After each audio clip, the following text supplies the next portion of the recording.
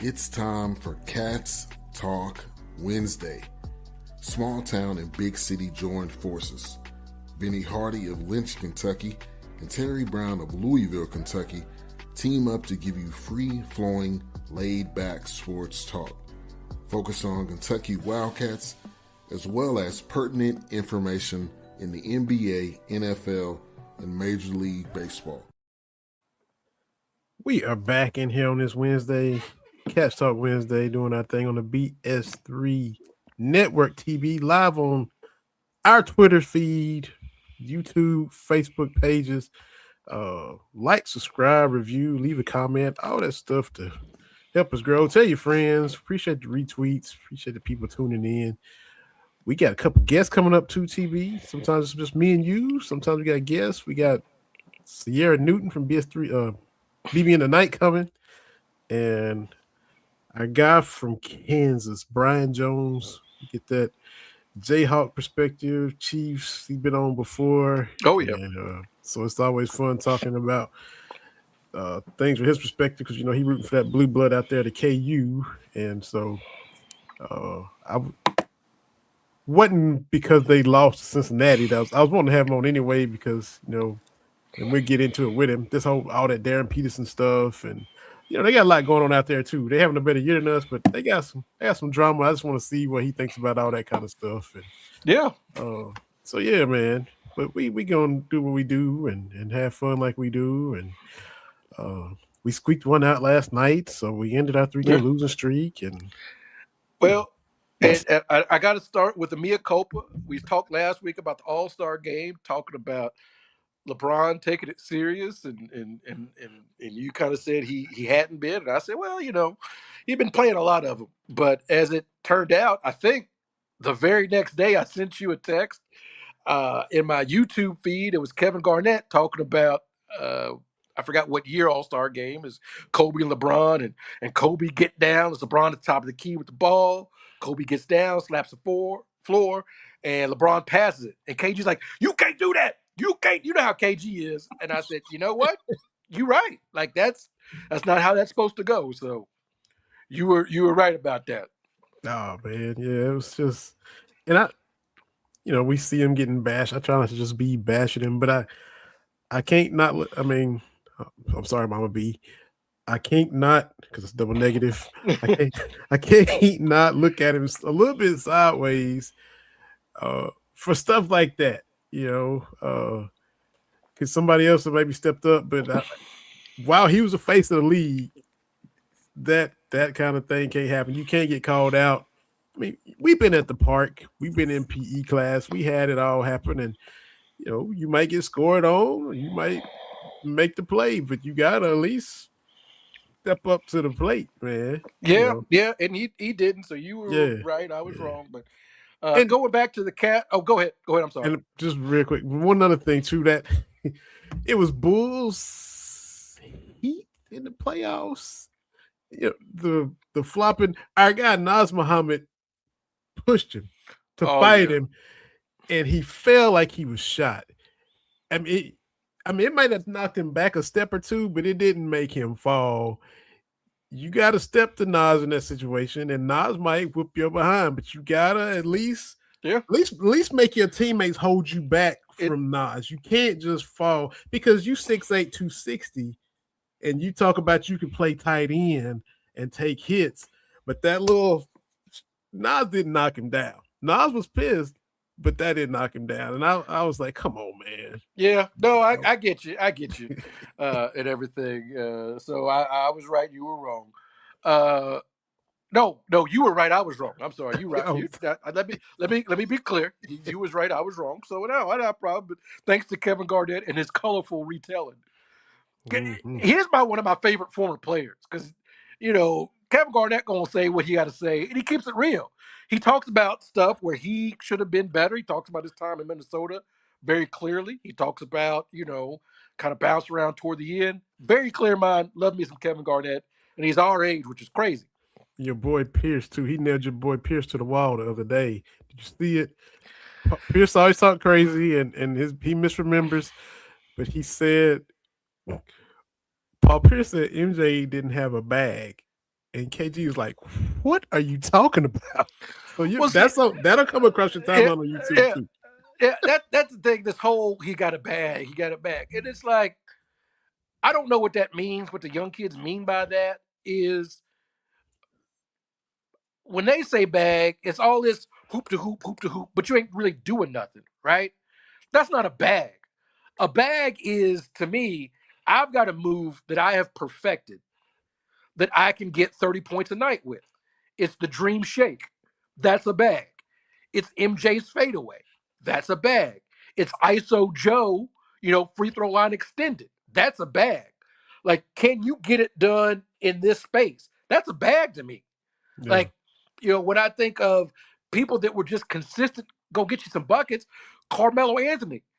The analytics don't love his game, but hey, he can get it done in a phone booth with the jab step. That's a work of art. The one where he got Zion and never even took a dribble. Jab step, fake the jumper, jab step, fake the jumper, jab step, shoot the jumper, and Zion was all over the play. Yeah, and that's the thing is all these fancy handles, what does that even mean? Can you get to the basket, right? I think Tim Hardaway had a bag, right? With his crossover and all that kind of stuff. So I don't even know what all that means. That's my old man rant of the day is Michael Jordan didn't have a bag. I'm like, did you watch TV? Did you watch it? Yeah. If you're in that mode and when you decide to get buckets and you can't be stopped, to me, that's the bag. Whatever the repertoire is or however you decide to commence to getting the buckets, then you're in your bag. Right. Just because it doesn't look all that. Anyway. Yeah. But our Cats, yes, they won last night. I have to go to my flow chart and say, yeah, they won. That makes me happy. But man, South Carolina's terrible. For stretches, we were begging them to take this game. I don't know, man. Like, I try to be a sunshine puppet, but these games aren't fun, man. Like, it's not fun to watch. And like I've always said, okay, why are you here doing sports? This was just a slog, man. Like, the expectation should be that Kentucky should have some easy games, some easy victories in the SEC. That should be an expectation. Have we had one of those? We had to duke it out against Arkansas. Like, was it Mississippi State? One of the Mississippi schools. And they were up 12 in the first half. I think there was 92 to 60, whatever. But it started off real shaky at home. Right. Like I just want a 40 minutes where I can have the game on and talk to the wife and have a little bit of wine or something. Like, I just want one of those. So I don't know. We got A&M this weekend, and then Vandy in Florida. Mm-hmm. Could be 3-0, could be 0-3, could be 2-1, could be 1-2. Everything's at play, and we shouldn't be saying this on February 25th. Like, I see people talk about this is what the lineup should be. This is what the minutes should look like. I'm like, it's almost March. Like, Saturday or Sunday is March. What are we doing? Like, we should not be at the point where, I don't know, this person's got to play. We're almost at the end. Yeah. And if we still don't know what the team is going to look like, we're not going to figure it out. It goes back to, I see a lot of people misremembering year twos, because I've talked about how important year 3 is. And by year 3, every 3-year coach has been to a Final Four. Or not Final Four, Elite 8, right? Mm-hmm. Every 3-year coach has been Coach of the Year since the SEC has existed. A lot of people be like, well, Cal lost 9 games year 2, right? I'm sure you've probably seen that. And I'm like, well, okay, let's take a look at that. Kentucky lost to UConn by 17 in Maui, November 24th. That was the only double-digit loss that year. The next largest defeat was Georgia by 7. That was January the 8th. The next largest defeat was Vandy at Vandy on February 12th by 4. Every other loss that year was 1 or 2 points. Mm. And people can say a loss is a loss, But I remember watching that season and saying, they just need to figure this out. Like, how do we close a game? Because there was a couple of games, I want to say it was the Ole Miss game. They didn't even get a shot off. Like, we had the ball with like 5 or 6 seconds. Didn't even get a shot off, right? Mm-hmm. So that team went through the fire, right? And by the time the tournament started, they won the SEC tournament, right? They get to the big tournament against Princeton and against Ohio State. They knew what they were doing. Because a lot of people speak in black and white harsh terms about, do you take a timeout? Do you not take a timeout? Both of those Brandon Knight shots, you didn't take a timeout. Mm-hmm. You learned what to do, now do it. Yep. Had 2 timeouts against Ohio State, right? And so even losing to UConn in the Final Four, that was a 1-point game. Mm-hmm. So my point is, through the year, we kind of figured out, hey, it's just, we this close. We just need to go over that hump. And people want to talk about, we trusted Cal. No, we didn't. Because in 2010, at the NBA draft, Cal said, this is the best night in Kentucky basketball history. And people went in. You remember what I'm talking about? Like, that's not what it's a draft. And then they lost all those games. And they was like, can Cal get it done? But if you're going to lose all those games, go to the Final Four, in the Final Four draft. And then people don't talk about those close losses if you go to the Final Four. Yeah. You take it off the table. And I say to people, if Pope gets this year's team to the Final Four, we won't worry about getting boat raced against Gonzaga. Because, look, Cal had 9 losses by a total of 38 points. That's 4.2 points a game. Right now, we're losing by 12.6 points per game. That's a market difference in my mind. No. The 2011 team is in it. This year, this team has not been in a lot of these games. Yeah. And so dissecting and crunching numbers, man. What?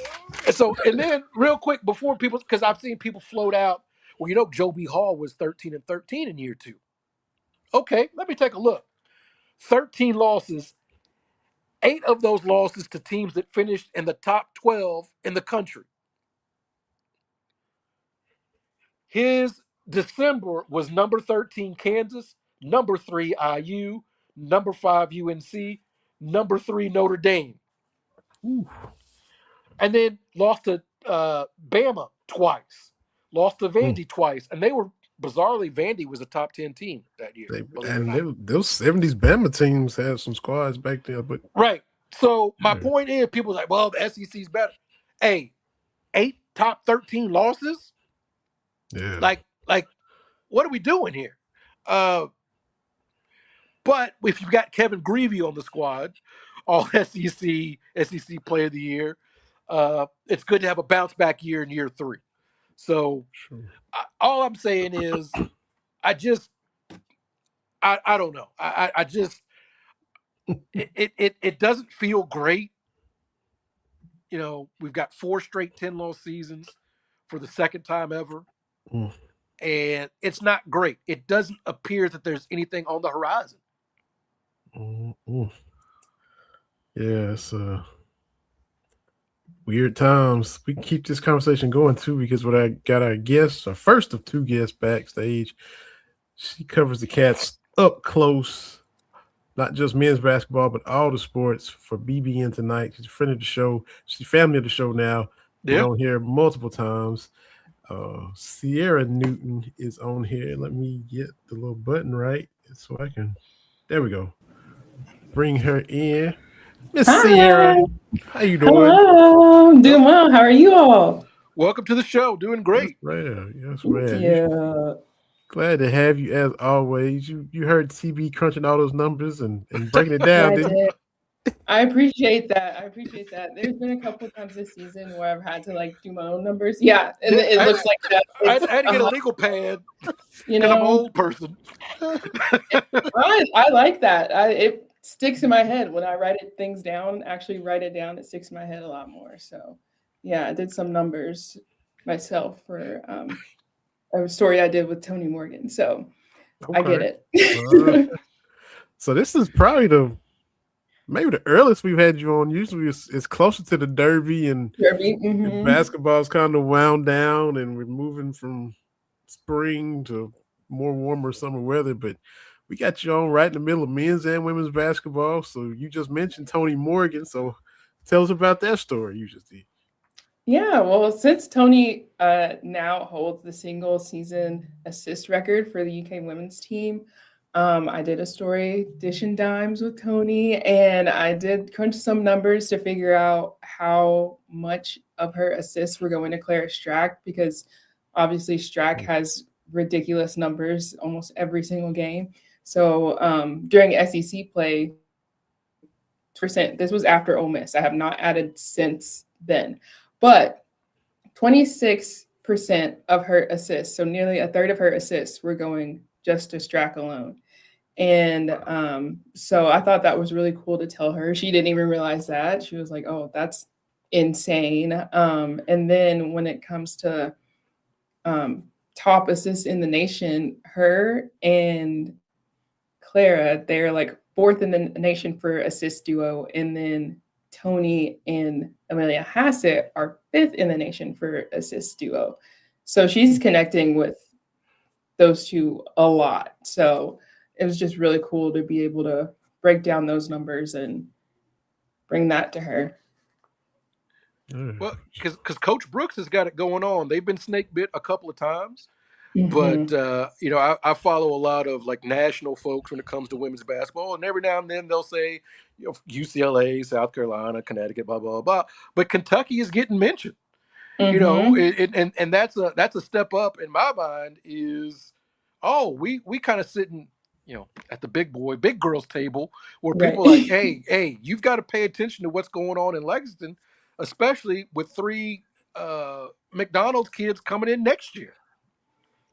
For sure. And that's something today, all the seniors talked, and Tiani Key and Jordan Obi specifically talking with those two because they were here the first year of Coach Brooks, and now they've seen the growth and how Tiani, I think she used the word revitalized, the brand of Kentucky women's basketball specifically has been revitalized, and now they're in the conversations of those top teams, and that people, they know Kentucky is someone that could make a serious run. And so I think they for sure feel that, BBN's behind them and all that kind of thing, but they also understand like, hey, we have a real shot at this. It's not just like, maybe, I don't know. They know they have a shot at it, and they know they have the tools to do it.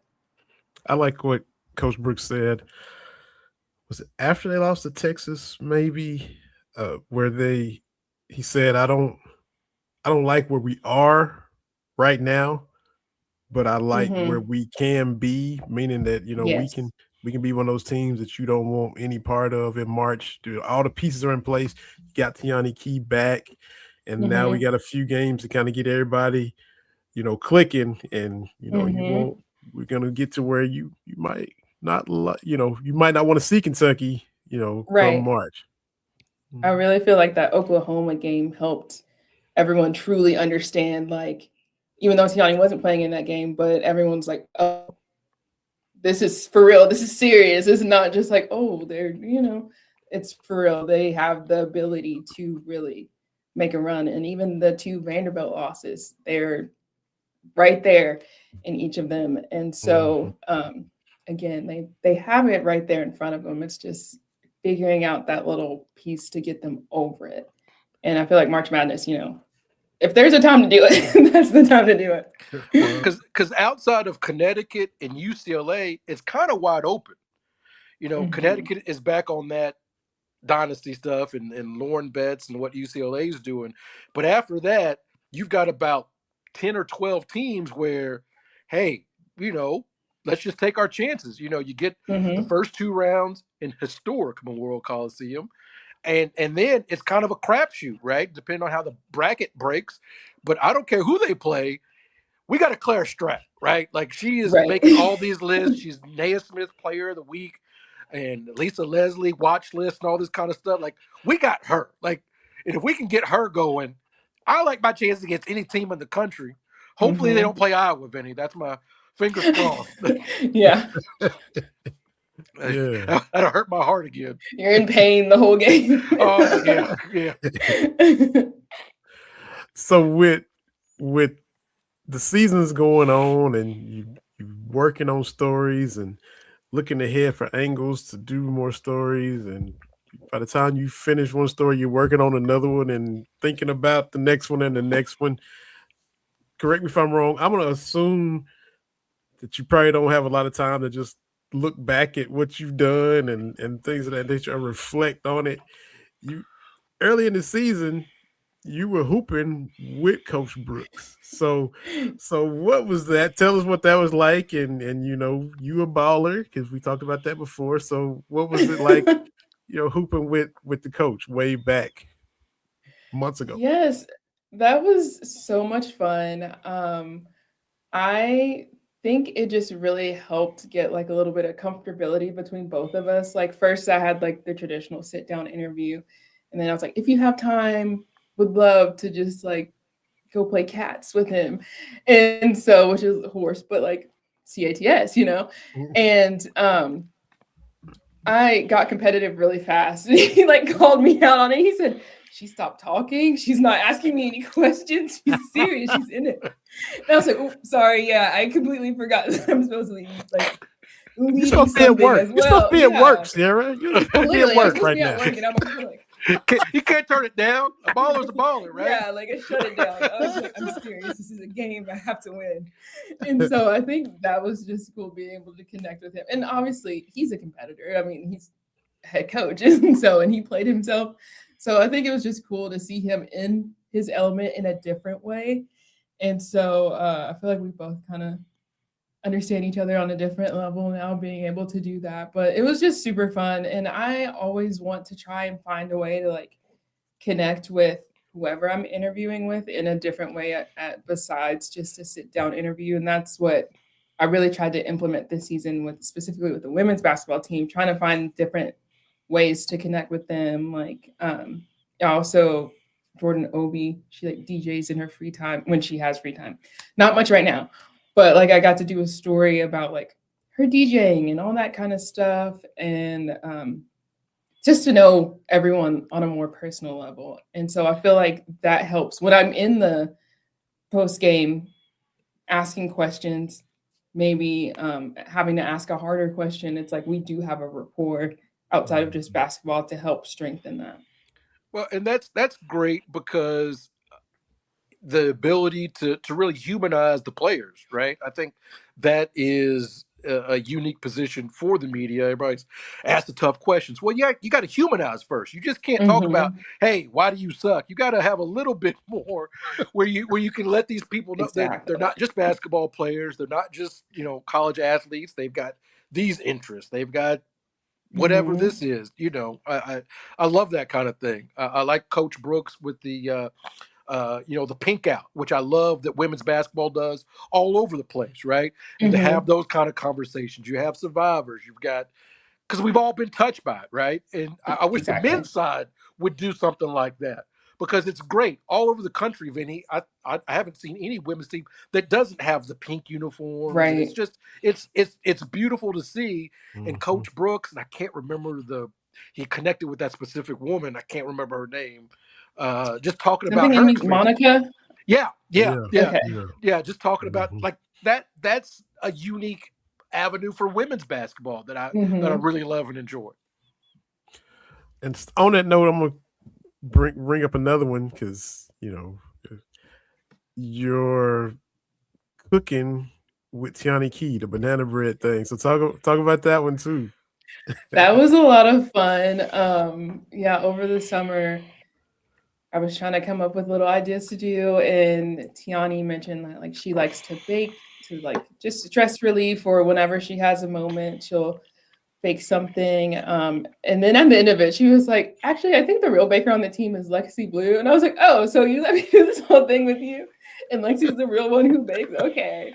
But that was just another cool moment to just sit down, hang out with her, and get to know her a little bit more on a personal level, because obviously the first year, I feel like it was just a bit of a whirlwind. So we didn't really get to know more of her personality, but she's just the sweetest. And it was so fun just getting to hear, like, her mom played sports and how she fell into playing sports. And then her sister also played. So it's just like the whole family is involved, and hearing just the support that they have for her, because they're at almost every game. I'm pretty sure I've seen them at like every home game that they can get to. And so I just think that's really sweet too, just going to a different place and your family's still able to come out as much as possible and support you. So just getting to know her a little bit more in a different area. And it also, like, the guard comes down a bit because you're not sitting down in a traditional interview style. Like, we're talking about baking banana bread and banana bread brownies. So a little more chill. And I liked it, but like still not the biggest fan of banana bread. Oh. Like, I did like it. I did like the ones that she made, but I was like, it's still not my favorite. I still wouldn't be like, yes, that's the first thing I'm going to make. So what's your go-to sweets and desserts and all that thing? I love any cake. I love buttercream frosting. My mom likes the whipped stuff, and we get that for her birthday, but for my birthday, I want thick frosting. Love frosting on anything and everything. Big fan of Oreos. Oh, Chick-fil-A has really good chocolate chip cookies. I like theirs when they're nice and warm. But yeah, big Oreos person, can eat them all day. Well, Oreos is fantastic. Vinny's got his Oreo mug, right, Vinny? I gotta tweet it. Yeah, my sister got me the mug and the cookie jar. I'll tweet that out. Okay. And I have an Oreos cookie jar that's just for Oreos. Just for smart. Oreos. Yeah, so that's what it should be for. It looks like a big Oreo. Yeah, so I'm like, I love that. You can't put chocolate chips in here because it's an Oreo jar. Yeah, very misleading. Right. And I'm explaining to my daughter. She's like, "No, it's cookies. They're not all the same." No, it's not the same. Look at me like I'm a crazy person. It says Oreo on it. Anyway, I'll let that go. There needs to be some order in the house, Right. We're civilized. We're not animals here, sweetie. Is what I say. We're not animals. Yeah. So I'll show you my jar is like milk, and the lid is like the Oreo getting dunked. So you'll see the whole. Yeah, so cute. My sister found it and sent it to me because I'm an Oreo fanatic. So yeah. So I had to cut back. I got to cut back because of my diabetes. So I can only do like doctor's like you can have one Oreo. I'm like, well, that's how I get started. I ate one Oreo just walking through the kitchen. Yo. You can have that's when I think about what I'm gonna eat next. Yeah. I have that while I'm thinking. Right. One Oreo. That's what they give you in prison. You just get the one. Like, what am I doing here? Anyway, I need to calm it down. Sorry, I didn't mean to derail things. One Oreo. Yeah, this is America. That's when you start getting the good taste in your mouth. Yeah. You need one to set your taste buds. Like, this is what we doing. Yeah. Mm-hmm. Yeah. One Oreo. Mad again. Sorry, Vinny. Go ahead. Oh, no, you good. You good, man. You good. Because we're all the same. We're all Oreo fans here. So we just discovered that. So we all on the same boat right here together for sure. So when you flip it to the men's team, you heard TB breaking it down. Mm-hmm. Where are you at on this roller coaster ride of a season that we've been through? Did you expect so many ups and downs in year two, or where are you at on this squad? Realistically, I felt like they would have a stronger record at this point, but I also feel like because year one started so well for Coach Pope that year two, no matter what, they would have literally had to not lose a single game in order for everyone to be happy, So I knew there was going to be some rocky ups and downs throughout this season. Obviously, would love to see a couple more wins happening. I feel like last night collectively, everyone thought the South Carolina game should have been more of a blowout than it was, but Kentucky pulled out with a win regardless. So I mean, a win is a win. Yeah. But I feel like there have definitely been some games where it's like, we know they have the tools, we know they have the capability, but it's one of those things where you look at a team and like, you feel like they're playing down as opposed to the usual standard per se. So that is me talking as a person, not anyone else, not anything that I represent. That's Sierra's opinion.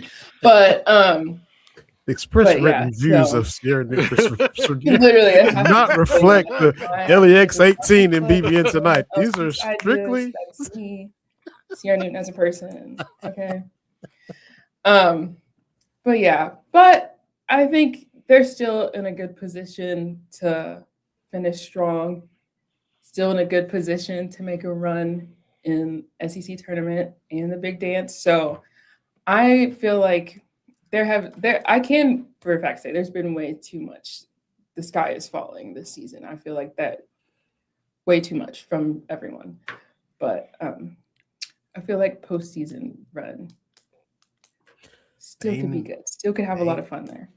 ain't nothing to it but to do it. So we're like TB said, if they do it, all this fussing will go away too. So Yeah, you don't Exactly. remember the losses when you get to the Final Four. Like I can't, Right. that's what happens. You don't remember all that stuff. It's like when you bake something, you don't think about all the eggs you had to crack and all the stuff you had to measure. You just sitting here eating the cake. See how I brought it back around? Mhm. See how I brought that back around? See that? It all comes You don't think about all the work that went into having this great meal. You're just enjoying the great meal. Exactly. See? Because and speaking of cake, we got a new football coach, and we'll talk about that because you were covering all that. But you went to his mama's house and his mama's business, and his mama and her sister make a bunch of cakes, sissy cakes over there. So you was over there in Louisville with Mama Stein and the cake. So we got to hear about that too. Yes, that was so cool.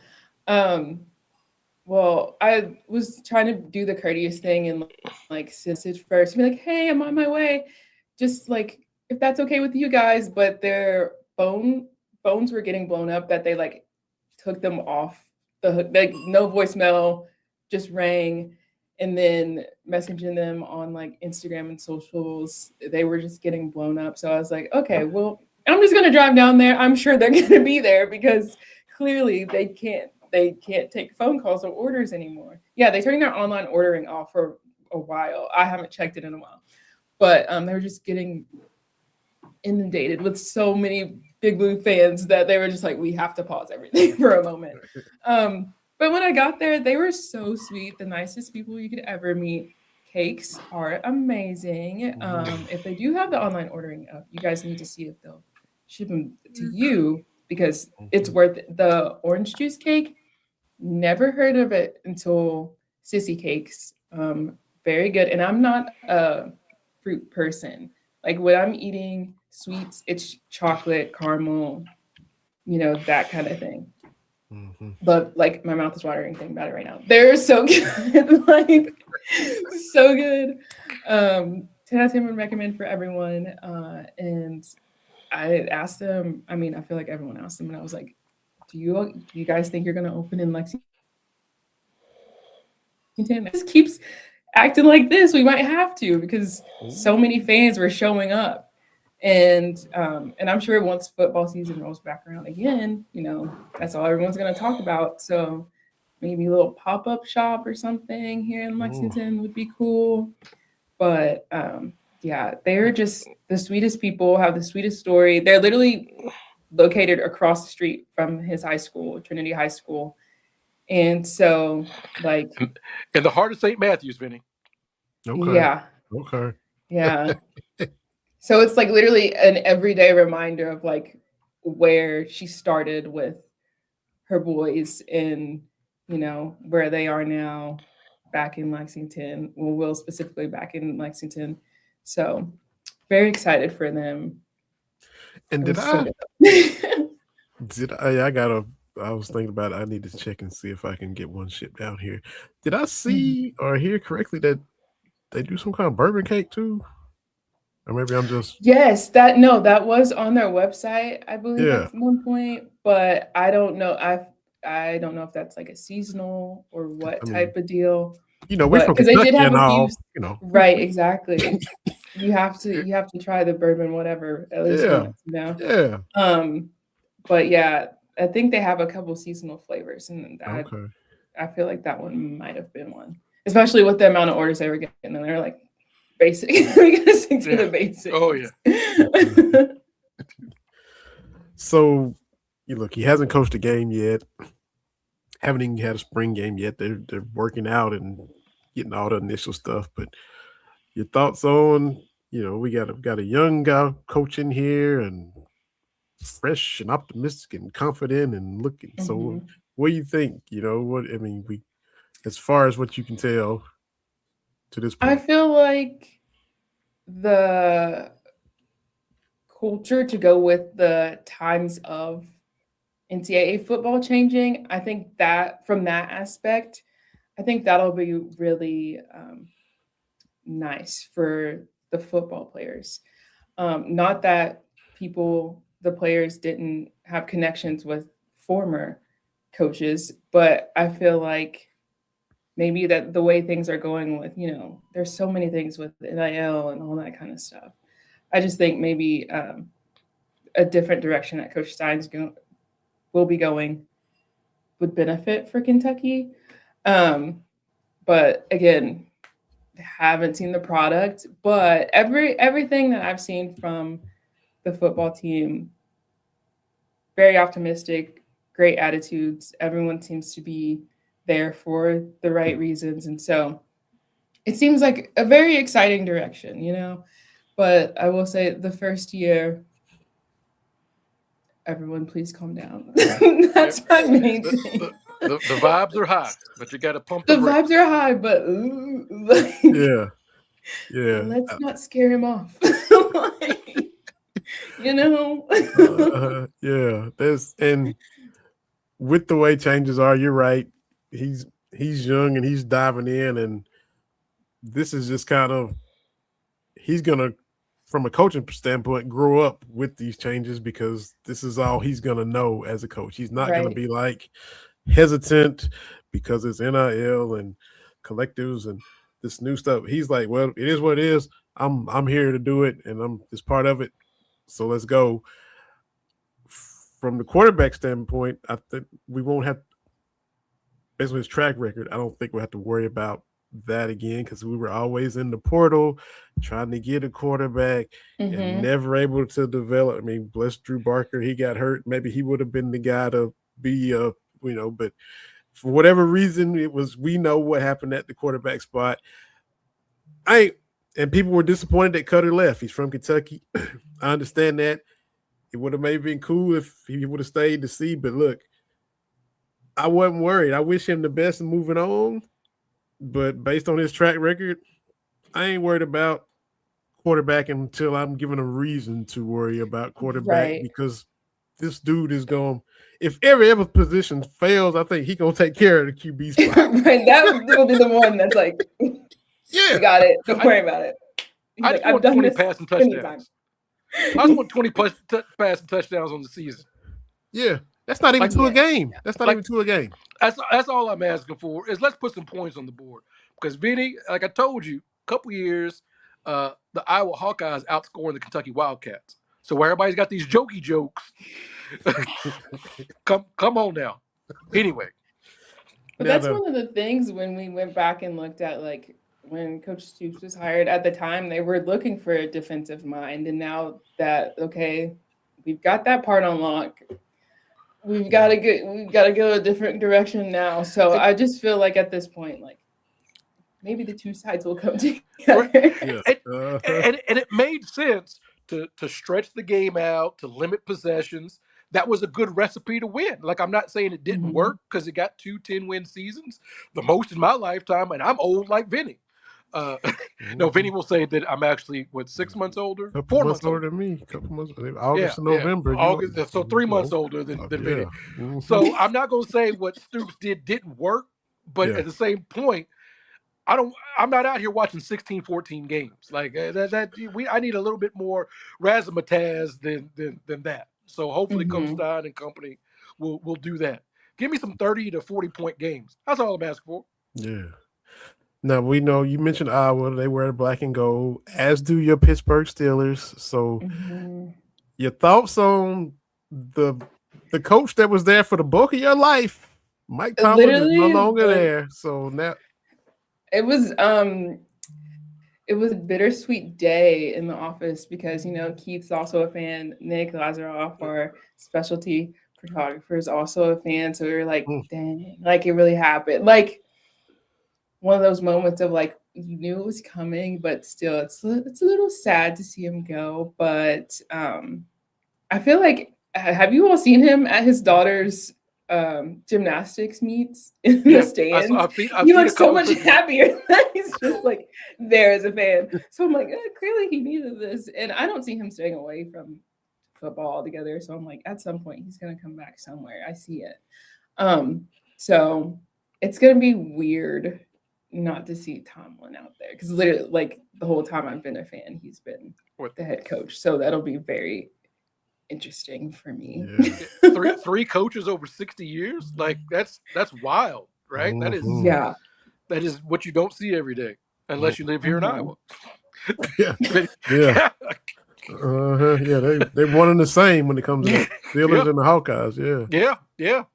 So Mike McCarthy is there from Pittsburgh. So y'all have fun with that. It'll be interesting. A lot of this upcoming year is just like, I'm just gonna see how this plays out. I'll be here, but I'm just gonna see how it plays out. I'm gonna attempt to share a little quick photo before we let you go. Oh goodness. I don't know if it'll. I don't know. I'm terrible with that. Old man with technology. Yeah, let's see. Yeah, hey, so you can only keep 3. And Jill Scott, Sade, Patty, Mary J, Lauren, Anita, Mariah, Beyonce, Janet. You can only keep 3. I have a feeling people are going to be very upset with me because when I say this, you guys have to remember I was born in 97. So let's just. Oh, Lord. That setting the tone now. Wow. Okay. Keeping Patty. Okay.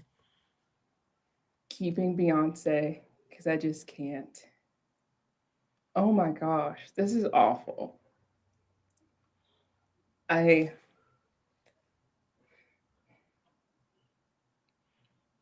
this is tough, Vinny.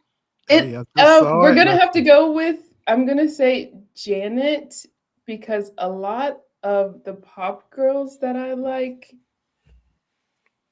Janet has the recipes that they're taking from. So I think that's where I am with Janet. She was so good, she stopped being Michael Jackson's little sister. Like when she was at her peak. That's my thing with Janet is she was her own thing and she was not just Michael's sister. So I would keep Janet. Then after that it gets a little dicey, but Janet's got to be up there. I went. It's tough. There's wrong. Like there's losers slander. Yeah. I went Jill, Patty, Mary J for my 3, and I understand that one. You can't not have Patty. That's just disrespectful if you don't put Patty on here now because since Aretha passed, I think Patty has that torch now from just the maternal. You better respect this diva. Big auntie energy. Yes. and I don't. It killed me not to put Lauren on there. I'm like, but but yeah. And look, Janet. Look. When I think of you, that's still my favorite Janet song of all time. But so I just saw that and I knew we would have fun with that right quick. So, there you go. Yes. But Terry didn't really say 3 people. Oh, okay. It's fine. I would go Janet. I think we all agree Patty. But I go Diana Ross. I think she was the first kind of grand diva. The I'm coming out. I'm coming out. Yes. Plus Endless Love. Plus you just- Wiz. Is Plus- she? He Is said, Diana? "Forget the Is list." Diana just a write in because she ain't even on the list? That's what I'm. Oh, is that Diana Ross? Who is that? I thought that was just. Oh, that's not. Man, I got these bifocals on. Never mind. Let me look at that. So the people on the list. So Oh, we're man. talking about what's in front of us. I thought that was Diana Ross. I got my glasses. Here I am like an old person. Ooh. Sierra, See, don't get old. They clown you on round the shots, but I ain't never said a word with you. Yeah, man, I 'cause ain't said a word on here. It's okay. I have Yeah. thick glasses. I wear contacts, so like, it's all right. Yeah. I too one day I'm sure I'll get bifocals at some point, but I took my youngest out last time I was in Louisville. We went to some restaurant down in New Lou, and I'm like this here, and she's like, I can read it to you. I was like, I taught you to read. You hush that up. like, don't do that to me. Yeah. Okay. Well, okay. Give me Patty. Give me Janet. I'll take Mary J. Because we don't need no holleration or hateration in this dancery. And Yes. it pains me leaving off Beyonce and Mariah Carey because you know they Yeah. you know you're single. But my only thing with Lauryn Hill was like she had that seminal album, and then she's like, I'm out. Like she's like, I'm out. I ain't even gonna show up on time. So Yeah, she said one and done. I won the Grammy. I did the things. Don't ask me for anything else. Yeah. And when I show up is when I show up. So Right. But that tribute for Roberta Flack and D'Angelo at the Grammys, that's got me, you know, that brought it back around for me. And but she's talented, don't get me wrong. Oh yeah, I got you. I understand what you're saying though. I do. But yes, Miss Sierra Newton, we appreciate you so much. Absolutely. Appreciate everything you do on BBN tonight. I appreciate you all so much. We always appreciate having you and looking forward to your Derby coverage. It's right around the corner. Yes. But your plate is always full, but keep doing your thing. And absolutely. We gotta get Keith back on here. Tell him we said hello. And I will. Well, with that, we'll let you get. But thank you so much for dropping knowledge and thank you, man. All the cool stories and all the ideas, everything you do. We appreciate you. Thank you. I appreciate you all. Yes, ma'am. Thank you, ma'am. Yes, ma'am. Sierra Newton, BBN tonight, LEX 18. Y'all check her out. She's doing her thing. She's doing stories, interviews, the whole thing, man. Yeah, I thought that was Diana Ross. That's Jill Scott. I was My like, goodness. we was like, thought I was doing, man. I'm blind as hell. Anyway, let's get our next guest in here. Friend of the show, family of the show, just like Sierra, been on multiple times.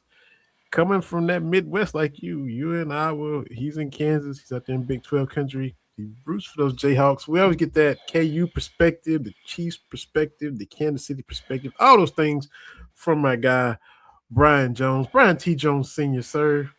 What's up, man? How you doing? What's going on, man? Like the last one of the category there, man. I like that. Let me bring it back up, man. We gotta get your input. Where you at? Okay. On this? All right. So my girl's not on here. I'm gonna go ahead and put her on her honorable mention, Keke Wyatt. Let's go ahead and put it out there now. Okay. Keke Wyatt. But if I had to go off these three, Janet, Mary J, Patti LaBelle. I think that was my three. Mm-hmm. Yeah. Because again, Janet made us forget she was Michael Jackson's little sister. Yeah, you know, quick. That's how talented she was from acting and singing. But you know, yeah. I've been with Janet since Good Times. So take it back old school. Yeah. Absolutely, man. Absolutely. So man, appreciate that, man. And appreciate you, B, man. It's been a while, but you was kind enough to hop on and look, I wasn't just, like I said before we started, I wasn't just reaching out to have you on just because y'all got beat by Cincinnati. I don't want you to think that.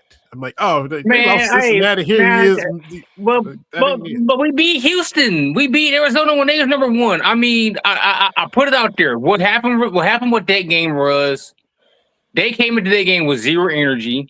They were obviously looking ahead. And the last 8 minutes of the game, it was like, well, see you Monday. Cincinnati was like, no. Ain't no see you Monday. We got this right now. Hey, look, you having And took it to us. You having a way better year than us. So I can't say nothing about y'all.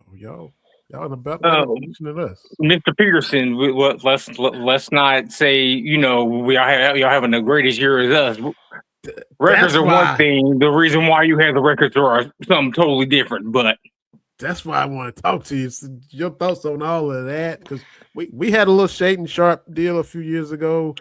We got Jaden Quaintance now, but the Peterson stuff, I said, man, you got to get Brian on here to talk about that because that's fascinating from afar, man. Here's my thing. I'm a fan of him as a player and as a young man. And you know me, I'm gonna bring it to you straight up. I'm not gonna be like, oh well, we should. No. Bottom line is this: you need to get his daddy and his handler out of his damn ear. Get your daddy out your ear, because I hate to say it, so cruelly, but he's like one of those stage moms. The one to be at the pageant and pushing the kid and do better and do this and do that, and you sending out all kinds of subliminal messages on IG and Twitter and everything else, and having your son change his avatar and all sort of bull crap. Hey, you know what? Be a parent, cheer for your child, sit in the stands and shut up. That'd be the first thing I'd tell his daddy. Yeah. Be a parent, sit in the stands, shut up. Mm-hmm. Yeah, he's going to go to the NBA. Number one, we don't know. It doesn't help anything for you to be involved. No, it doesn't. Like it doesn't. And he had this agent handler guy. He's in the stands and before games and stuff, going around handing out his business card and on his phone. I'm like, I want you back now in Fieldhouse at this point. Like, I don't want you showing up at no home games. Get this handler out of your ear before you mess around and do something you can't take back. That what happened at Oklahoma State was absolutely, it was an abomination and it was unacceptable. Yeah. And my 2 cents is this, in this new day and age, you may be the latest and greatest, right? That may be your thing. But Kansas has been Kansas for 85 years. Kentucky's been Kentucky for 85 years. So it's about what's on the front of the jersey. It's not about your name is back there. The next season, guess what? Somebody else gonna wear 22. They ain't gonna be back there too. Right. And that's the thing is, you can act a fool if you want to, but you burn a lot of bridges unnecessarily, right? And I think what we see with some of these players is you want to make the pros cool, right? But I know that we see a lot of Kentucky guys come back, right? You've paid your dues, you come back. You need a place to come back to. You don't think you need an 18, 19, but you need a place, right? Like Jacques Vaughn can come to Allen Fieldhouse and chill out, right? Those guys that put in the work can do that, right? Don't burn that bridge. It means something. It absolutely means something. And there's the thing about it. You can look back over the years with all the great Kansas players and all the great Kentucky players. Paul Pierce is not checking himself out of a game. Rayford Fritz is not checking himself out of a game. Scott Pollard is not checking himself out of a game. You can look at the new guys that just won the championship. Christian Brown is not checking himself out of the game. Yeah. Jalen Wilson is not checking himself out of the game. Look at the Kentucky players. Ron Mercer is not checking himself out of the game. Tony Delk is not checking himself out of the game. Walter McCarty is not checking himself out of the damn game. Yeah. I wish they would have wanted to Patino hit a 3. Hey, dog, take me out. Man, Patino would have came out that suit jacket so fast, choked that kid. What's wrong with you? Right. And that's the thing too, is you trying to get where we've already put people. Like, that's my whole thing with the young man is do what you're supposed to. Like, I just see these people, especially at Blue Bloods, like who we root for. Like, just do your work. You can get where you want to go. Just do your work here. He doesn't have an appreciation for the history of what Kansas is about. And I don't think that he will. Yeah. So where y'all at about Bill Self's handling of it? Did he make a mistake somewhere? Did it get to this point? Yeah, Bill made what should he have done differently? Bill's made a few mistakes. First of all, Bill should have put his foot down. That Oklahoma State mess right there, go to the locker room. You're done. You want to check out? Okay, cool. Okay, cool. I'm gonna check you out. I'm gonna check you out like a bag of groceries at the grocery store. Get off. You're not sitting on the bench. You're not riding a bike. Going back to the locker room, bro. See you later. Bye. Then there all these rumors and stuff about him getting injured. To quote Ice Cube, if you're scared, go to church. If you're scared, go to church.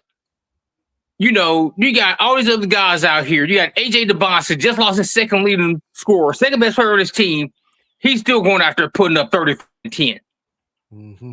You got Darius Acuff at Arkansas, who before the Alabama game was in a walking boot 2 days before the game.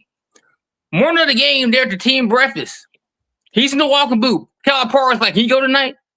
You know what his answer was? He said, are you crazy? And he went out and scored 49 points in 50 minutes. On a bad foot. You paid 18. Damn, you know what? Tonight I'm not feeling it. I'm gonna go ahead and tap up. You what? Well, here's my thing with that too, is when it comes to sports, you know, Vinny, I'm quoting myself again, like, it's like, why are we here? My whole thing is, if you're here for the championships, right? Like, you're not going to win enough championships to stay happy. The one thing we ask of the athletes and coaches, act like you care and play hard. Like, if you lose, right? But don't be out here going through the motions. Don't be out here playing in my face with it, right? Like, don't do that. Give me everything you got. And if you win, great. If you lose, you know, but give me everything you got. Don't be that's exactly how I'll look at it with us this season. If we have the team we have right now, if everybody, including Derek Peterson, is fully engaged and fully bought in, this team can win the championship this season. If you're going to do what you've been doing, I'm tapped out, I'm tired. He even tried to take himself out of the Houston game the other night. Bill Self like, man, get your ass up court. If you want to continue to do that, cool. Then let us come on in, win these 2 games, and let us go on home and get ready for football season at this point. Mm-hmm. But if you're not fully bought in, you don't need to be around this team. Period. It's a full buy-in. Again, it's about the name that's on the front of the jersey. You can go make your money with your name on the back. That's fine. You can go do your little commercials and NIL deals and whatever you want to do. Mm-hmm. But when you put that jersey on, you're representing the University of Kansas. You see those 6 championship bearers when you walk in there. You see those retired players that are coming back like Marcus Morris and Kirk Heinrich and Drew Collison. These guys played in championship games, made deep tournament runs, and would never, not in a day in their life, ever thinking about tap themselves out of a game to try to preserve their draft status. They went out there and put it on the line every time. And that's the frustrating thing is you could maybe do that at one of these schools that ain't got history. But when you walk into a building, Brian, like you said, and you can look up and you can see the championship banner, you can see the names. I mean, hell, it's Naismith Court. Like, what are we doing here? Like, his name on the court. It's James Naismith Court at Allen Fieldhouse. Paul Allen, one of the best basketball coaches of all time. Warren Williams was coach there. Bill Self is there now. Larry Brown was there. You see these pictures.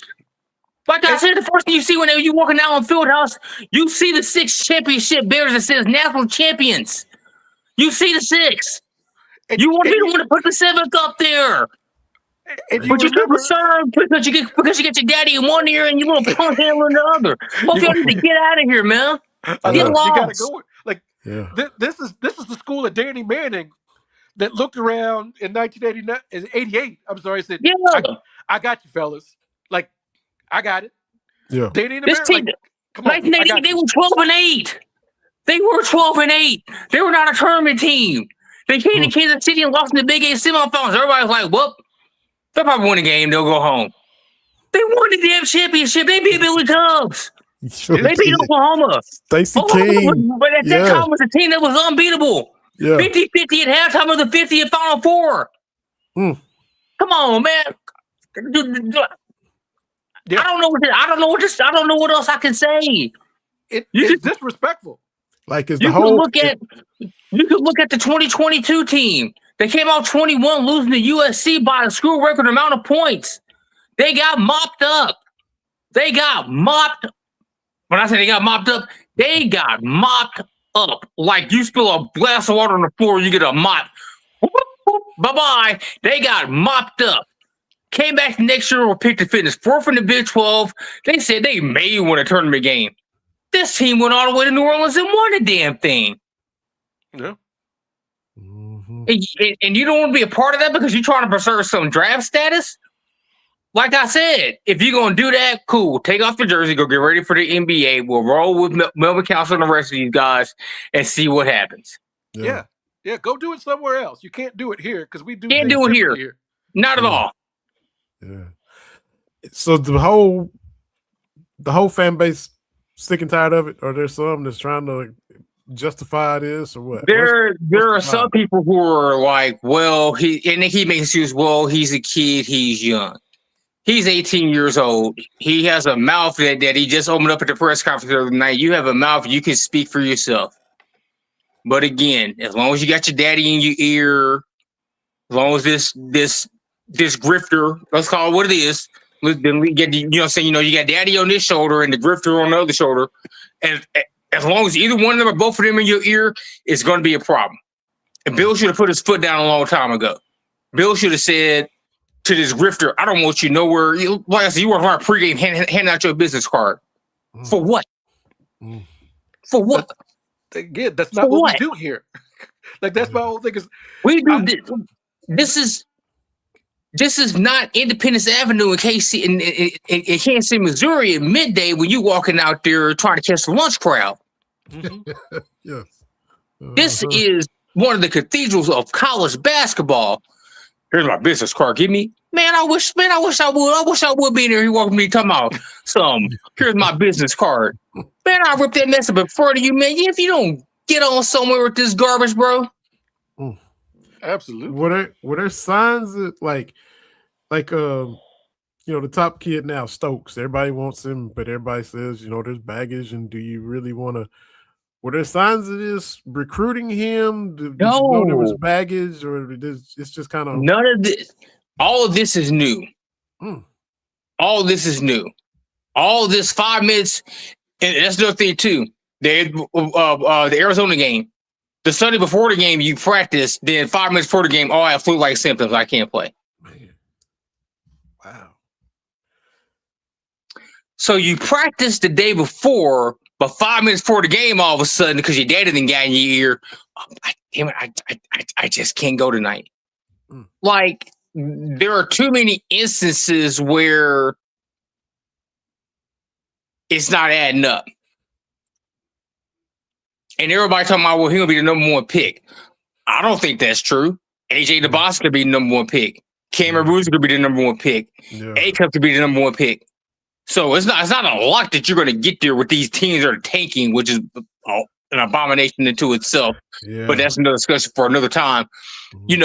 So you got other teams and the executives that are starting to look at it like, well, this may be a problem. You think? You're low managing. You ain't even in the NBA, Kawhi Jr. You ain't even got there yet. And you low managing. Stop. Stop it. Yeah. Yeah, everybody, that's exactly. I don't know what makes you think you're making yourself more desirable to the next level when you're doing this. That's the logic there, or the lack of logic is crazy. And you're not. Like I said, Darius A-Cup was in a walking boot the morning of the game. His coach asked him, this is John Calipari. It's one of the toughest dudes that we know, coach-wise. Absolutely. You playing tonight? He looked right dead in his face. Are you crazy? And then he used to go out and drop 49 and 50 minutes. And he had another possession. Hell, he'd have won the game. They should have won that game. They should have won the game. Like 9 turnovers, overtime, score 115 points, and that was like the first team in 30 years to lose a game like that. They know where they should have lost that. But you got here at Oklahoma State, who you obviously they obviously had no chance to win unless the only way Oklahoma State was going to win that game was unless the bus got lost on the way to Galgariba. That was the only way they was going to win that game. That was the only way they was going to win that game. 18 minutes in, oh my God, tap out. Oh my God, I got to get some. Man, get out of here. Come on. If he's fully bought in, and I think this media attention, this bad spotlight stuff that he's getting right now is kind of his attention. If he's fully bought in, we got a chance. But the moment you start listening to Daddy and the Grifter, hey, I want you out of here, bro. Got to go. See you later. So, man, well, on the Kansas note, who do y'all hate the most? Is it Missouri? Is it Kansas State? What is both from the rivalry standpoint? Both. Can't stand either one of them. Both. Speaking of Kansas State, what are your thoughts on Tang? Yes. That whole situation. Man, see, I don't want the FCC to flag this program, so I'm gonna keep my language as clean as I can. Those idiots in Manhattan deserve everything they're about to get. You fired this man, quote unquote, for cause, for telling the truth. You let Cincinnati come into your house. Yeah, they beat us. I know. Yeah, okay, they got us. You let Cincinnati come in your house and beat you by 25. He said they don't deserve to wear the jersey. Some of them won't wear it next year. He's not lying. They did deserve to wear it, and because of the now change that's going on with the head coach, now you won't be wearing it next year. And he said we're going to practice at 6 in the morning. And he said, I don't blame the fans. I'd wear a bag over my head too. And you know what? He was right. The team was at that point in time, they were 1-12 in Big 12 play.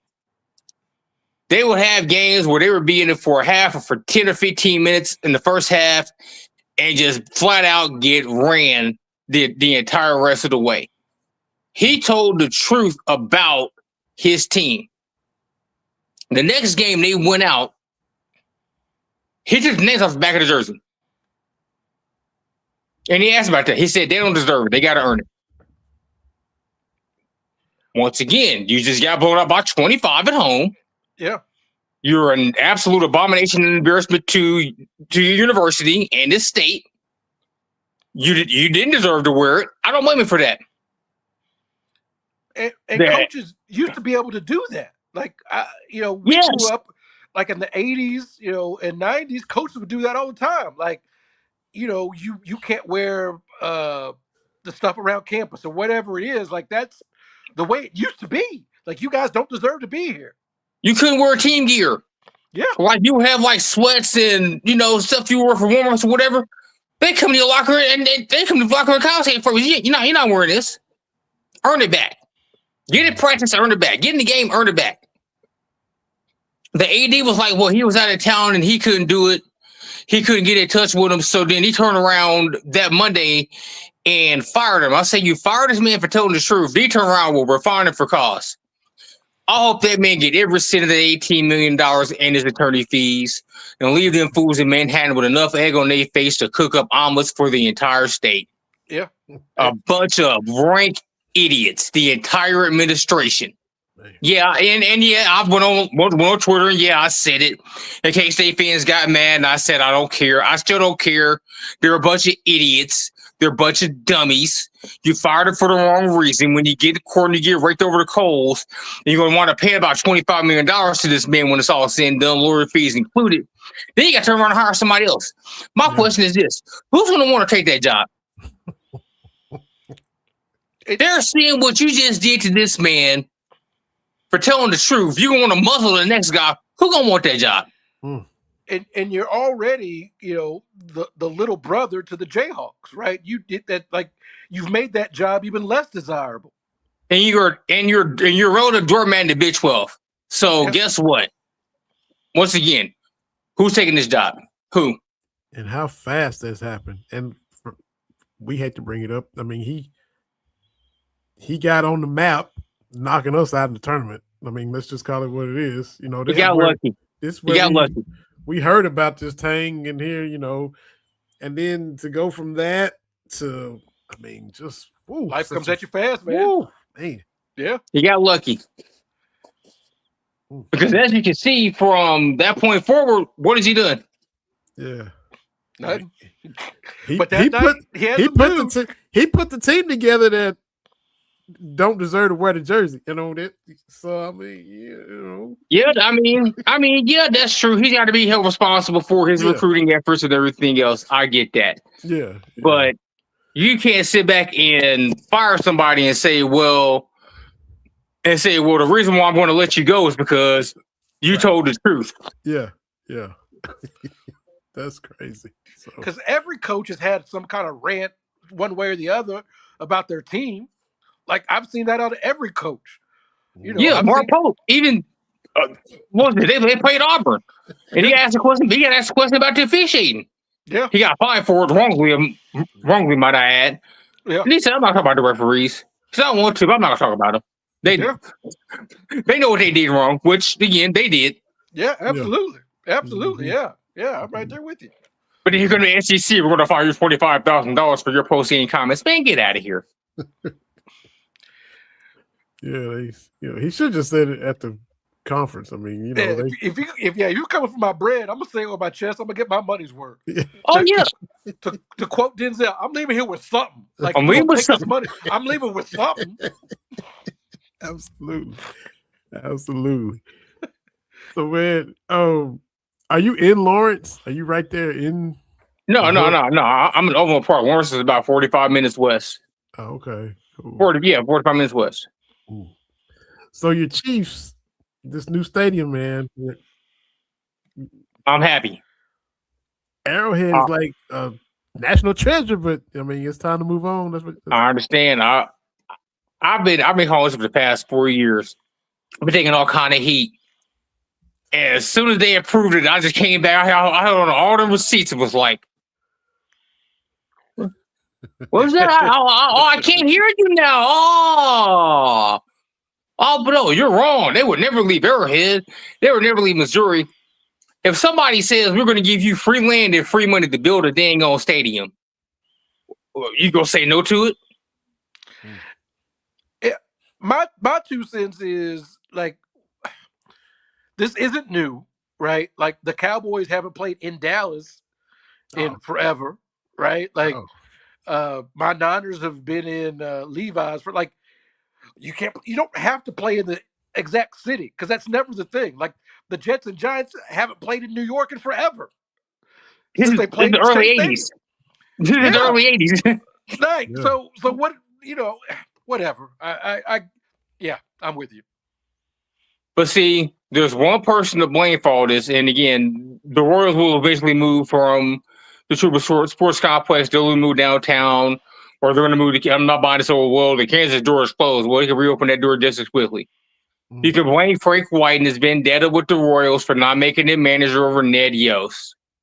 That's what this all trails back to. It's a bunch of bureaucratic BS. He thought he could get in office and I can take the Royals and the Chiefs down by myself. Well, guess what? You just got voted out of office, homeboy. So you did all that hooting, hollering, complaining, kicking up dust, and now you unemployed. How does that feel? Oh, by the way, the Chiefs move. Oh, by the way, the Royals are going to move too. So guess what? Your little plan to destroy everything. Guess what? A blip in your face, you rank idiot. How does that feel? How does that feel? And you got fired. Man. Come on. I mean, you got to put your personal feelings aside. And the bad part about it is, the Royals made the right decision. Because you took them to the World Series and you won the championship. Yeah. You wouldn't have done that. Like, come on, man. It's been a good little 12-year run for you, Royals and Chiefs wise. I mean, you know, some fun times in there. Yeah, but we got a couple more fun times. When, we gotta let 15 heal up and reload and so come on back. Don't bring up the Chiefs to me. I'm sorry. I'm sorry. We did beat y'all twice. My bad. I'm sorry, man. Yeah. That's what killed me about the Seahawks winning. The Seahawks would go to the Super Bowl. They got to play Drake May. My Niners make the Super Bowl. We got to go against Patrick Mahomes. Like twice. Twice. That look. As long as I live, the first Super Bowl with the Chiefs will be the one that will send me to my grave. How are you up 10 with 6 minutes left and lose by 11? Do we have time for what? Like, Man, Oh, they had time for Waspin a whole lot more. Let me tell you. yeah. So 15 healing up. Eric Bieniemy is back. How long is Andy Reid staying? Is Travis Kelce? How long is Travis Kelce gonna play? I mean, that's like 4 questions at once, but you know the answer to all of them. So I want 87 to come back, but then again, I don't want 87 to come back. You know, it comes time where it's time to turn the page. He probably don't want his career to end on this note, and I get that. But hey, man, you got to move on sometime. So chances are he'll be back. As far as Andy Reid goes, I can see him doing another 3 to 4 years. After that, he's gonna hang it up. It'd be Marv Levy territory. It'd be Marv Levy territory 3 or 4 years. And I would hope they would do the right thing this time. You got Eric Bieniemy back in the building. Don't let him out. When Andy Reid steps aside, you don't need to go to no Rooney Rule. We got to hire this person. Look, hey, man, call the press conference the next damn day after his retirement. This is our head coach. We're going to keep on going. Period. Mm-hmm. Oh. That's it. Yeah. Mm-hmm. We're trying to go out here with Matt Nagy and all these other, people that can't get the job done. That's gonna piss off the fan base, me and everybody else. Hire this man as a head coach and be done. Yeah. Because you've got when it comes to NFL, right? Like once you find the quarterback, that's the big key, and they've got the best of the best. So I want to say the easy part is the other stuff. Like you get your quarterback and then you can start figuring out everything else. So they've got that guy. But by the same token, you can't have him out here throwing to dudes like us. Like you got to give him somebody to throw the ball to, right? That's the next step. And that's what the whole discussion now is like. People want to get bang for Miami. I wouldn't be mad at that pick. People saying Carnell Tate, I wouldn't be mad at that pick. The thing about it, the thing you got to realize though is that come playoff time, it's about defense and running the football. It always has been. If they were to get Jeremiah Love from Notre Dame, the rest of the AFC better watch their neck. And if 15 can get to 80% before the season's over with, he get acclimated. Let's say that we were to go get a Mike Evans. Yeah. The rest of the NFL, if that happens, the rest of the NFL, they're a training camp. That would be the time to go run and hide. Dig your hole, fire your bunker, put your signal up. After that, it's over. It's over. Does it feel like the rest of the AFC, specifically like Buffalo and I'm not worried about Buffalo, but like they missed their window. Like you don't have to worry about Mahomes, and you fumble the ball a little bit. I don't think Baltimore is out of it. I think Baltimore is going to be the biggest threat because they got the right head coach, they have the talent, they have the right front office. They'll do what's necessary. I think Buffalo's time is up. I think Buffalo's best shot was this season. Yeah. Because 15 wasn't in there. Lamar wasn't in there. Burrow wasn't in there. Yeah. You went and lost, no offense to the guy. You lost to Bo freaking Knicks, bro. You gave up 33 on the road. That was your shot because you would have beat New England again. Would you beat Seattle? Probably not. But you would have made a Super Bowl. You'd have won the AFC for once. Yeah. Now, 15, he's coming back. Burrow, he's coming back. Lamar, he's coming back. Oh, by the way, now you got Drake May.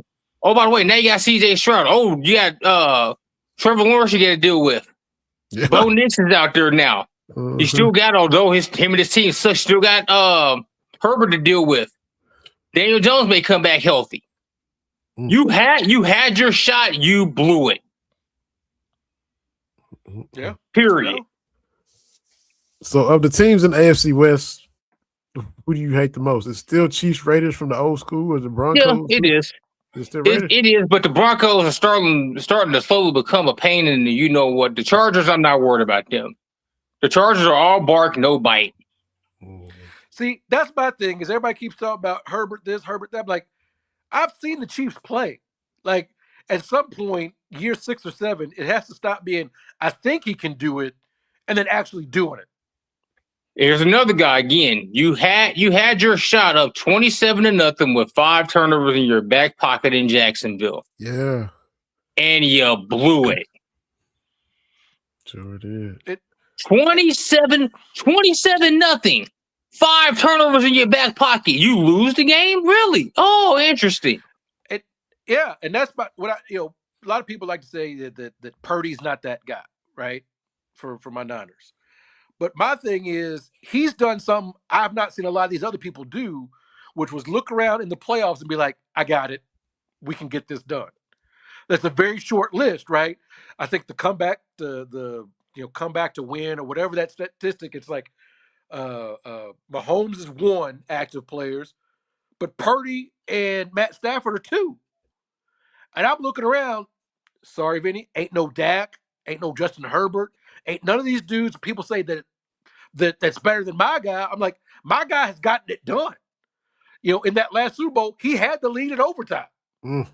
If the defense makes a play, we're having a different conversation. If they make one stop, they win. Yeah. One stop. But here I am having PTSD flashbacks. I didn't feel good that whole game, man.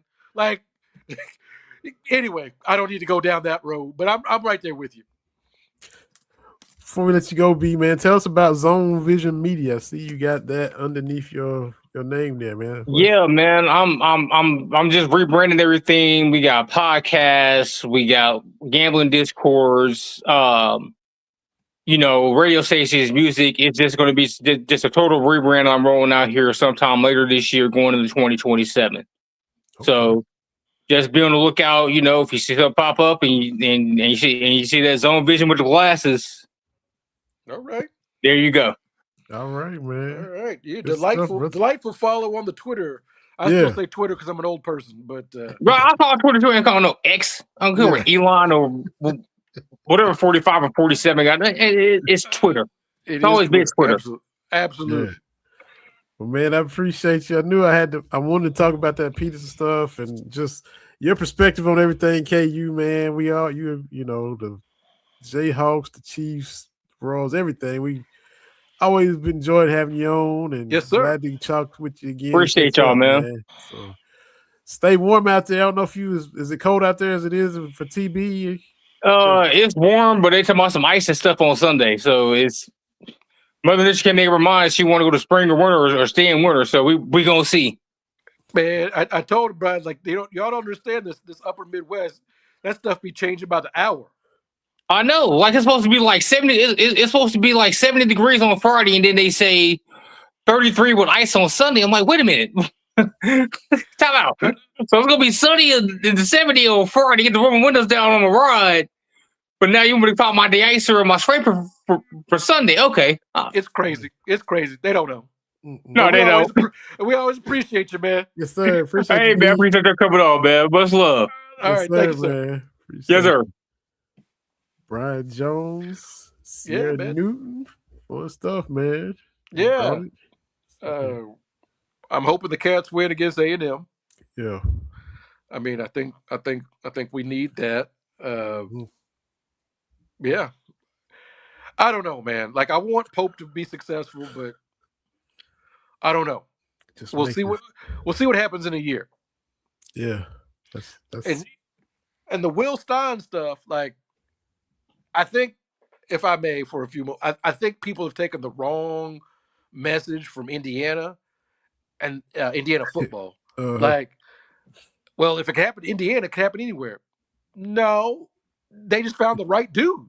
Like, I mean, that's the thing is you got to find the right person. And with Kentucky basketball, we have found the right person more often than not. Mm-hmm. And when we haven't found that person, we corrected the mistake. I've stepped on a lot of toes when I say, because you hear people say Indiana basketball, we don't want to be Indiana basketball. Like, that's everybody's rallying cry, right? We don't want to be Indiana. And some people say, but because they accepted mediocrity. That's not what happened. It wasn't just the fans looked around and said, you know what? We've won enough. I'm good. Right? Like Nebraska football didn't look around and be like, we won enough. No. What happens is you have one bad hire. Right? You have one bad hire that you let go 2 or 3 years. Mm-hmm. And then what happens? You have another bad hire. Yeah. And now it's been 5 years, 6 years since you've been about anything. And it's hard to get that momentum back.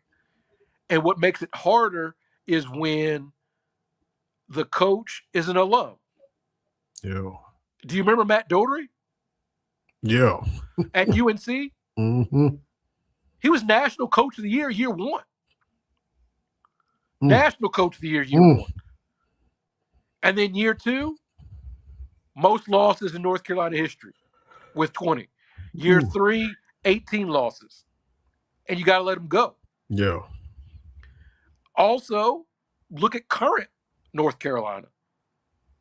Year 1, Hubert Davis beats Coach K. Yeah. His last regular season game at Cameron. At Cameron. Yeah. And then to put a cherry on top, puts him out of the Final Four. Yeah. But then, since then, a lot of missing the tournament. Mm-hmm. And if you remember the game before, I think it was the Florida game. Maybe. Must have been Florida. North Carolina State, NC State beat them by the widest margin. They had won in 1962. And so it's this thing where, there's some good, but and so I'm like, also, you know who else? Patrick Ewing at Georgetown. Mm-hmm. The first year was like, okay. Second year, third year, fourth year, and Georgetown ain't been right since. Yeah. I want Mark Pope to be successful. Look, all these notes I've taken, they get to the Final Four or Elite Eight, I'm going to eat those notes. I want them to be successful. I'm just hopeful, and to quote Carrie Lewis, as she said on Round the Shot, I hope there's no hard feelings.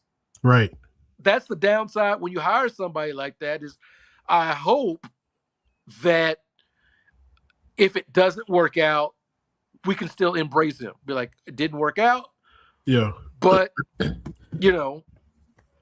And all of his teammates, some of them weren't as cool with Cal, varying degrees of how they felt about Cal. And you Carrie talking about hard feelings. If it veers the wrong way, a lot of them gonna be mad about they boy being let go, and it's gonna be a what's the word? A chasm, a breach. It's gonna be a chasm between them and the university, and it didn't have to be. Mm-hmm. I blame the administration for putting Mark Pope in a very tough situation. I thought at the time his resume was not thick enough. Yeah. Because when you look at his BYU teams, his 2 Kentucky teams, on the defensive side, it hasn't been there. Yeah. And defensively, looking back at Coach Cal, looking back at Pitino, looking back at Coach Smith, it was defense. Mm-hmm. And if you can't lock down defense, it's not going to work. Mm-hmm. This is not the place to figure out how I want to coach, right? Like I talked about Cal year 2, he knew what he was doing. Mm-hmm. He had experience to be like, okay, this is how we're going to get this done, right? Like, I don't think people give Cal enough credit that when it was rolling, every year was something different. Like at Memphis, it was that dribble drive. Yep. Right? And then he realized Kentucky year 1, I got John Wall, but Cousins got to eat. Mm-hmm. Right? Year 2, it turned into that high pick and roll with Brandon Knight and Josh Harrelson, right? Mm-hmm. That's how they got it done. was that, and having Deron land opposite, right? And then the next year, of course, having Anthony Davis helps. Yeah. But you got to figure out how to manage that. Mm-hmm. You whiff on 2013, 2014, he got it done again. Mm-hmm. Another 10-loss season, but when it mattered, they got it done. Mm-hmm. And so I don't know. It's gonna be a chasm. Yeah. You said it's Chasm, gonna that's the word. It's gonna be a rift. Yeah. Because that's the word too. I couldn't think of neither one of those. I don't, because here's my thing. This year it kind of is what it is at this point. I don't anticipate a Final Four run. Right? I just don't. I've been wrong before. But there's nothing to let me to have me believe a Final Four run is imminent. Nothing. All right. So win a game or two in the SEC tournament, maybe a game in the NCAA tournament. We've got 14, 15 losses to go to year 3. I don't think we're going to be objectively bad. Like with Matt Doherty, he was 8-20, right? Yes. I don't think the team is going to be that bad. Mm-hmm. I think what will happen next year is they may be incrementally better than this year, right? They may not have double-digit losses, but the question is going to be, how do we see this go? Because it's not going to be 8 wins bad. I don't expect to be 30 wins good. Yeah. And so now you're at that Mike Davis level in Indiana where it's like, do we let this go 6 years? Where it ain't bad, it ain't terrible, but it ain't quite like it is. That's the North Carolina question right now. Mm-hmm. They've had a lot of firsts that they've been dealing with too, and it's like, it's never going to be bad enough for those former players, former teammates to be like, yeah, it's time. It's never going to be that bad. Yeah. But is it going to be good enough for us to keep this going? To be elite like you historically always are. And so I have a feeling, and this is just me, I hope I'm wrong, but if we have another 20-12 season next year, decisions are going to have to be made, man. You can't have 3 straight 10-loss seasons. It can't happen. Man. Like it can't. Mm-hmm. Because what happens next year, you lose to Louisville. And the last coach that lost 2 straight to Louisville was shown the door. Mm-hmm. You can't have any more of these big losses that predate Adolph Rupp. Yeah. Look, people get on me. Look, the Georgia game, this is the first time since 1924 that we've lost 3 of the 4 games to Georgia. That predates Adolph Rupp. Yeah. And we can talk about the SEC is different now, but it's like, I'm tired of those benchmarks. I'm tired of looking at Corey Price's stats. And it's like, before this year, the only 2 times we've lost 20 points in a season was Pitino's probation year, and then 1920 something before Adolph Rupp, when we had 48 states. Yeah. Like you can color all this that you want to. The league is better. I don't want to see that anymore. Mm-hmm. And so my fear is year 3 is going to be more of that. Yeah. I think one of the, for y'all that don't know, TB is on Around the Shots every Sunday. One of the panelists was saying that something to the effect of Pope is taking hits for the end of Cal. Like he's getting residual shade and bullets for the way Cal ended. Well, yeah, he is, because in these first 2 years of him being here, we're still kind of floundering around and struggling.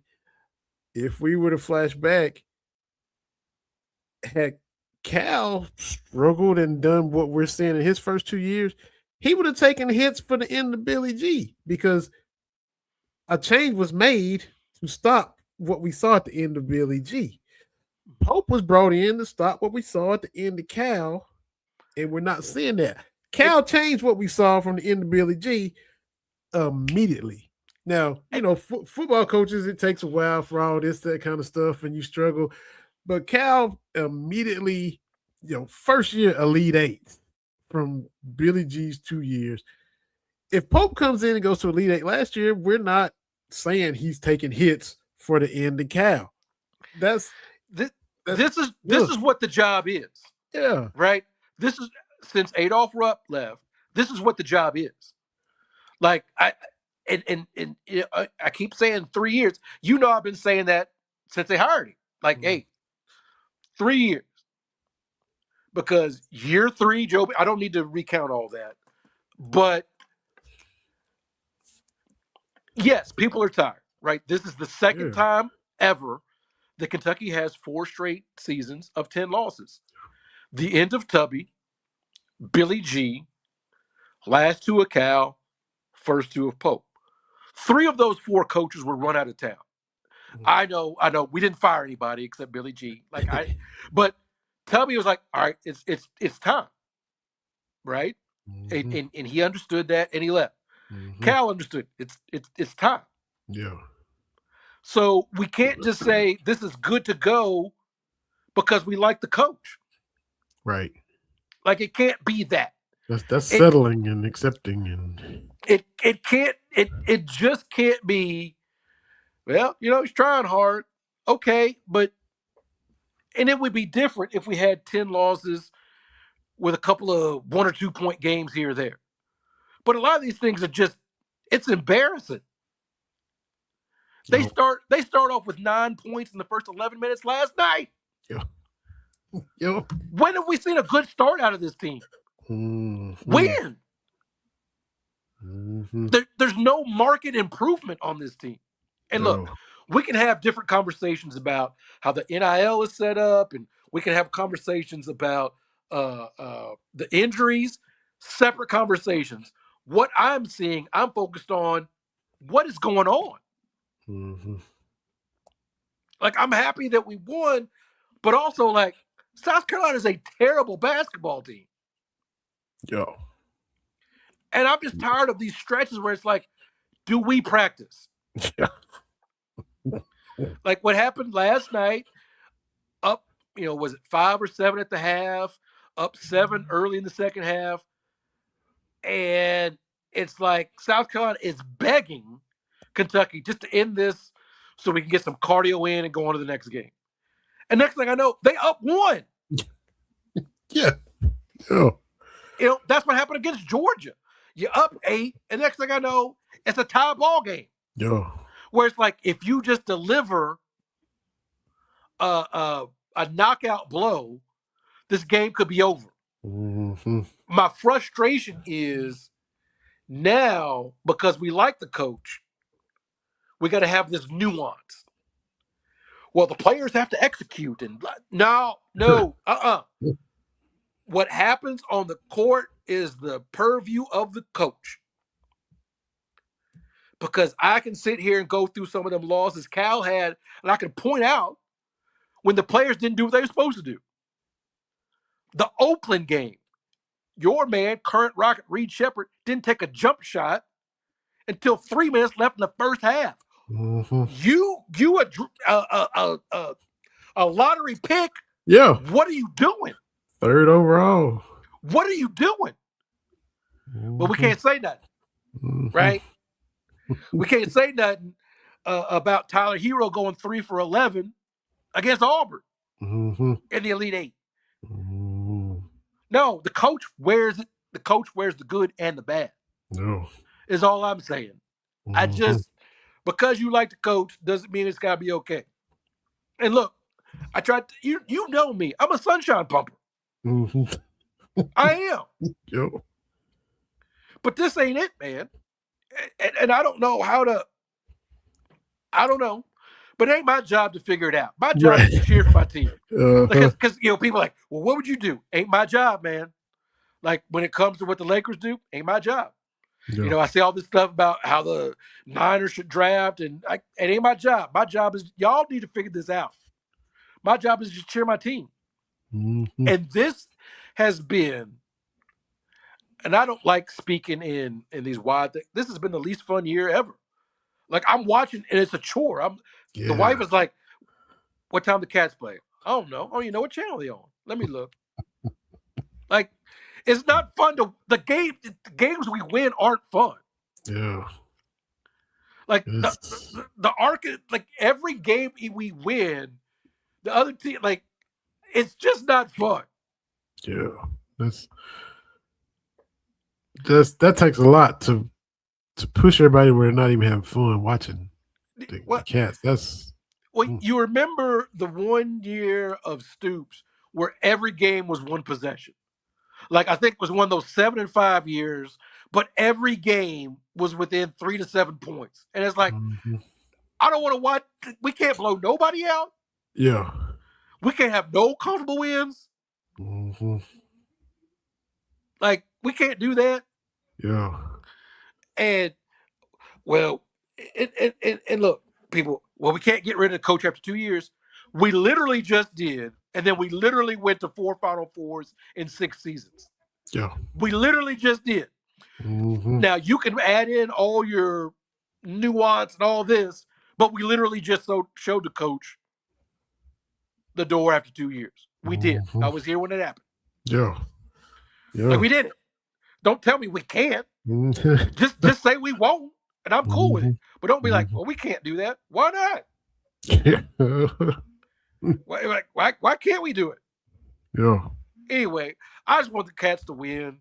I'm glad Coach Brooks has got his thing going on. Like I said, I watch a lot of women's basketball stuff, and me and the wife watching the Kentucky women and the Iowa women.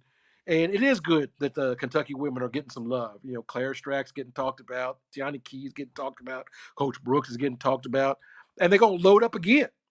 And they're going to have something to say, you know, this year and next. Like, they're getting it going. Yep.